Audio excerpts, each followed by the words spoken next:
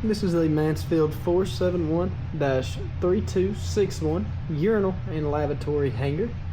Now, this is the hanger for urinals models 401 and 475, and then the lavatory sink models 1613NS, 1917C, and the 2008.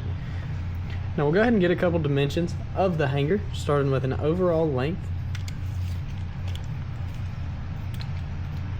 The overall length we're right at about 6 7/8.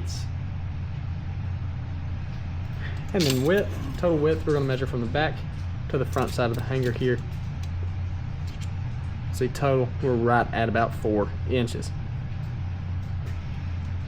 You can also measure the length of these slots here.